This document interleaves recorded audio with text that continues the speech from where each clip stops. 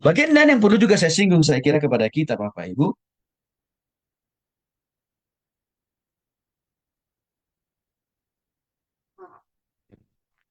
Oke. Bagaimana jika tidak memungkinkan seseorang untuk dibaptis air? Ambil contoh. Salah satu penjahat di sebelah kiri Tuhan Yesus. Kan nggak sempat dibaptis kan? Cara selam atau percik. Nggak sempat lah itu. Karena langsung dieksekusi mati. Dia bersama dengan Yesus kan? Salah satu penjahat di sebelah kiri Tuhan Yesus.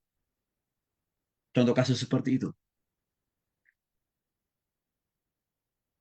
Kira-kira orang itu masuk surga atau tidak? Oke. Jawabannya. Orang diselamatkan bukan karena baptisan entah caranya selam atau percik. Bukan. Pertobatan. Kelahiran. Hidup yang terus menerus berubah kok. Itu. Contohnya saya katakan tadi. Si penjahat yang sebelah kiri Tuhan Yesus itu. Gak sempat dibaptis tuh. Tapi Yesus kasih jaminan. Yesus kasih garansi. Hari ini juga engkau pasti bersama-sama dengan aku di surga. Ayo. Kalau keadaan situasi tertentu. Seperti kasus seperti tadi. Orang itu baru kita injili nih.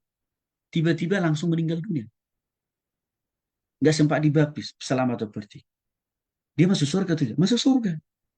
Karena pertobatan kelahiran dia itulah yang menjadi ukuran yang Tuhan pakai mendapatkan pengampunan dosa dan hidup kekal itu Bapak ini. Kisah para Rasul 16 ayat 31. Percayalah kepada Tuhan Yesus Kristus, engkau akan selamatkan dan sisi rumahmu. Di sini tidak disinggung kalau engkau sudah dibaptis salam atau percik, engkau dan sisi rumahmu selamatkan. Bukan. Percaya artinya apa? Sungguh-sungguh bertobat dan lahir baru. 1 Yohanes 5 21 ayat 12. Barang siapa memiliki anak yang memiliki hidup, barang siapa tidak memiliki anak, ia tidak memiliki hidup. Lagi-lagi penekanannya.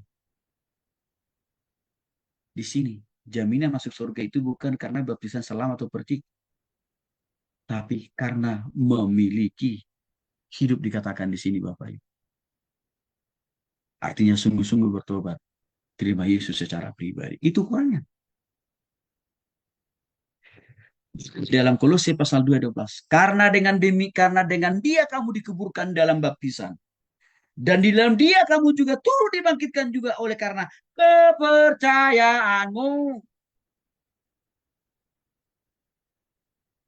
Titik tumpuannya, ukurannya, kepercayaanmu.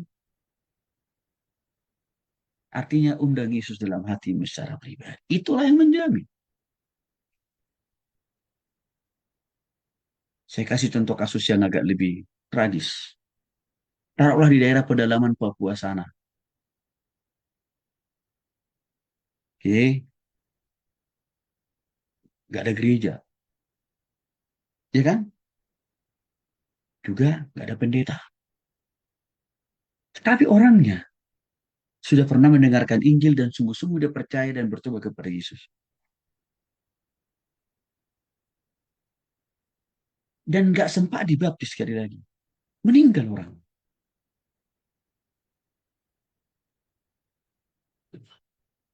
Ukurannya mana?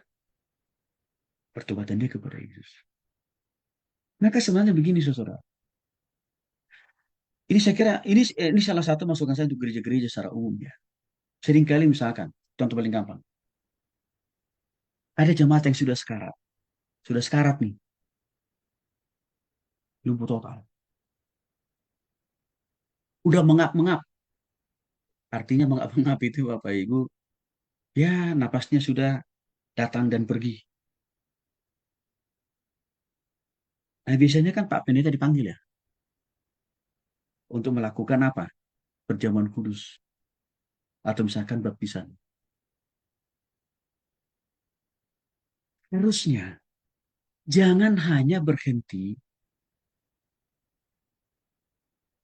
menyelenggarakan perjamuan kudus kepada orang jemaat yang sudah stroke itu.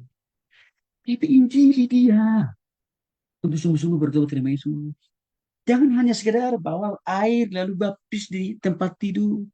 Injili dia.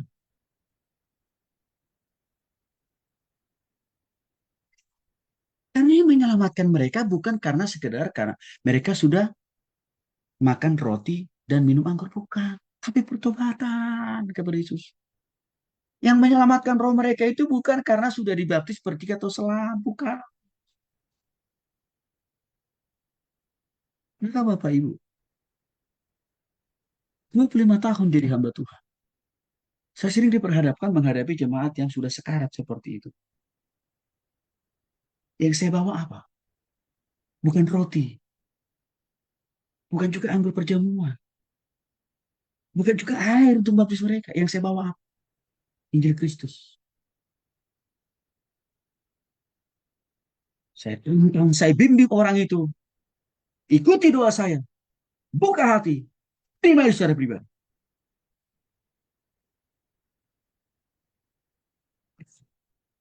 Itu yang saya lakukan.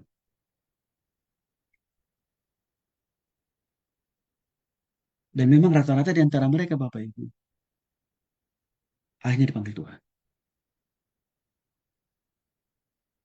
Waktu saya datang dalam ibadah penghiburan, melihat peti jenazah terakhir kali, saya melihat wajah almarhum beda dari wajah umum orang yang meninggal. Bedanya di mana? Wajahnya segar, senyum. Artinya apa? Rohnya sudah bersama dengan. Jadi jangan hanya sibuk bawa anggur dan roti. Jangan hanya sibuk bawa air. Tapi rohnya tidak dipertaruhkan dan tidak dipercayakan kepada. Ini penting.